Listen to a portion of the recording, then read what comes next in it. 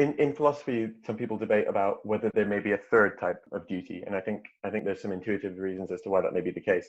This would be a type of duty that is not a result of our moral agency, as in nothing to do with anything we've done, and are given just by virtue of our birth, like natural duties, but are not universal. So you may struggle to immediately imagine what these might be, but to give some examples, you may argue that we have a duty to our family.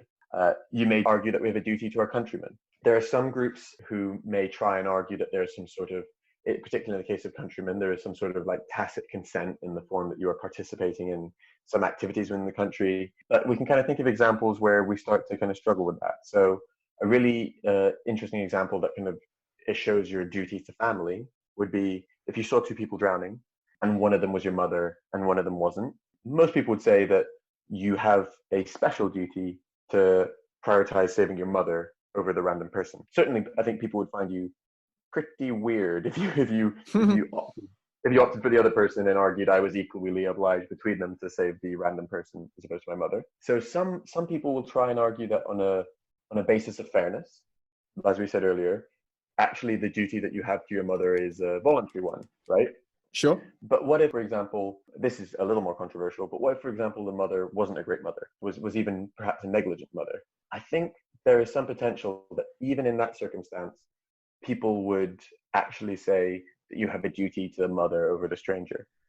So we'd say there's genuinely some sort of special duty to the mother, and it's not on the basis of fairness. It's purely on the basis that you are born into this connection with them.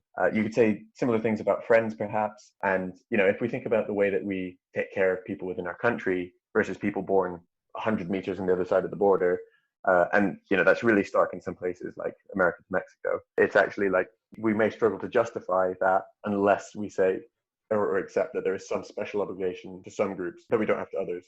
This is how you might say that, for example, Germans in post-Nazi Germany have a special obligation to Jews. Well, this could be how you could say that.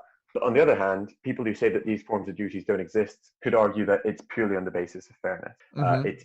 It's some sort of result of moral agency, some sort of benefit that you've received. So I think the question is, one, does this obligation exist in the case of racism? And then two, is this obligation a result of some sort of benefit or voluntary, i.e. a result of our moral agency? Or is it some sort of pure special obligation?